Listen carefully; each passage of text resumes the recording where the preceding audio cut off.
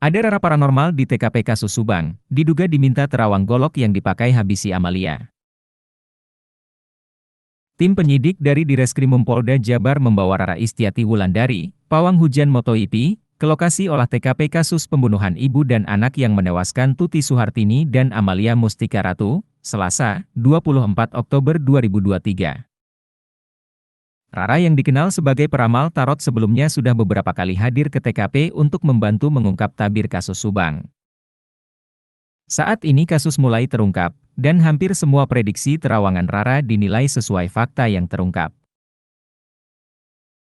Rara dihadirkan di olah TKP kasus Subang di Jalan Cagak diduga diminta pihak kepolisian untuk membantu menerawang golok yang saat ini sedang dicari oleh puluhan penyidik di TKP.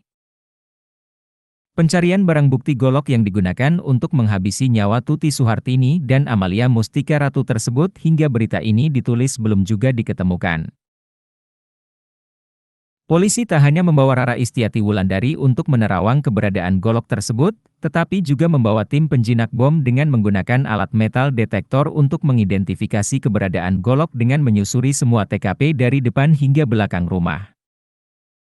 Hingga berita ini ditulis, olah TKP dan pencarian golok masih terus berlangsung. Ribuan warga juga masih memadati kawasan sekitaran TKP. Warga terlihat penasaran ingin melihat dari dekat olah TKP dan kedatangan pelaku. Pengakuan mengejutkan Danu.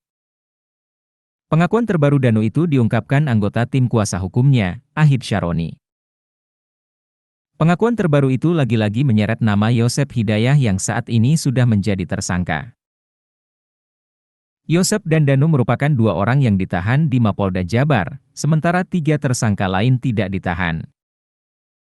Ahid Syaroni, dikutip dari Kompas.com, Senin, 23 Oktober 2023, mengatakan jika di malam pembunuhan, Yosep ternyata curhat pada Danu mengenai keluarganya. Saat itu, Yosep mengungkapkan kekecewaannya karena perlakuan istri dan anaknya. Pertemuan antara Yosep dan Danu itu sendiri terjadi di warung pecel lele. Dalam curhatannya, Yosep mengatakan kalau dia sudah tak lagi memiliki penghasilan dari yayasan.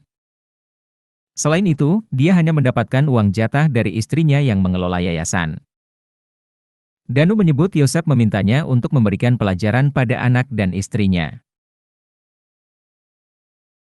Baru setelah dari warung pecel lele itu, mereka meluncur ke tempat kejadian perkara yakni rumah yang ada di Jalan Cagak, Subang.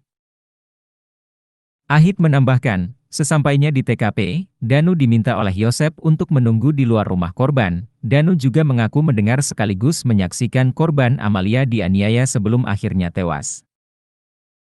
Setelah dibunuh, kata Ahid, Danu melihat kedua mayat korban sempat dibersihkan di kamar mandi sebelum dipindahkan ke mobil Toyota Alphard.